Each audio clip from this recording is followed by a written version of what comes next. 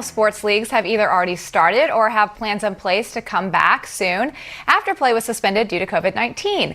And that brings back the issue of players protesting during the national anthem. The NFL and Commissioner Roger Goodell have already announced it would be okay if players take a knee during the anthem. And recently, U.S. Soccer said it's reversing its stance on players protesting while playing for the U.S. national team. In a statement, U.S. Soccer says that, quote, the board of directors voted to repeal its policy, which required players to stand during the national anthem. It has become clear that this policy was wrong and detracted from the important message of Black Lives Matter, end quote.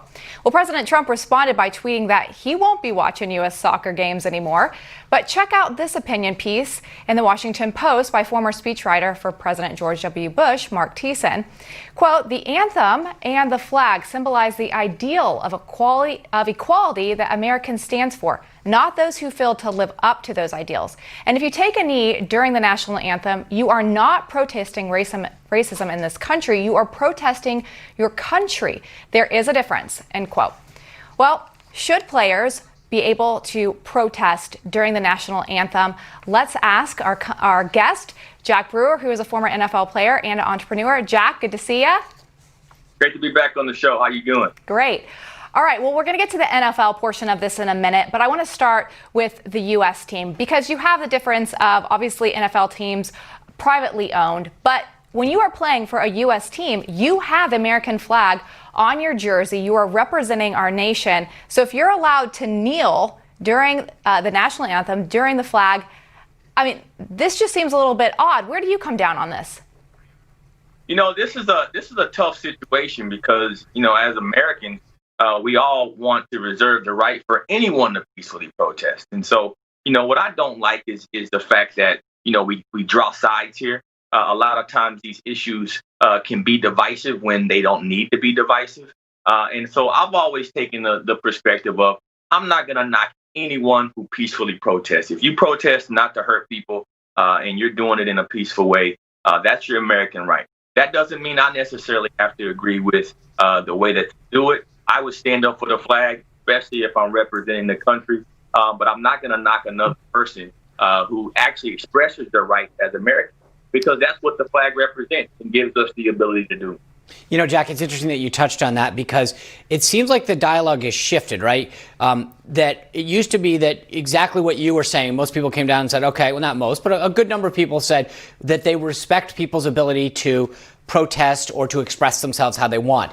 It seems like it's shifted now that if you don't do it, then you're the bad person, right? So it's not just now, you know, accepting it. It's that if I want to stand or if you want to stand, then now that's become actually offensive. And so we've shifted the dynamic from allowing people to do it to now shaming other people into doing it. You're right, and that's called the cancel culture. And unfortunately, anytime you try to counsel someone, you're actually trying to destroy them. You're trying to counsel their opinions and get rid of them. And you know, to destroy is evil. Our Bible teaches us that, you know, Satan seeks to steal, kill, and destroy. And so I don't think that that's coming from a good place. I think that people that draw lines in the sand and try to force people into having their perspective are completely wrong. But can I ask, like, what do you think? I mean, you were on a team, right? If what would be, just bring me inside, you know, the locker room, if you will, and say, like, what's the mood now? Is it, hey, we should all do this? It's if you don't, you do it. I mean, where do you think the team now kind of comes into this? You know, when you were in those locker rooms, is it everybody's trying to get them to agree, or is it, hey, everyone for themselves and they truly do respect people like you mentioned? On this one, I think you're going to see an overwhelming amount of people need. I think the pressure is on.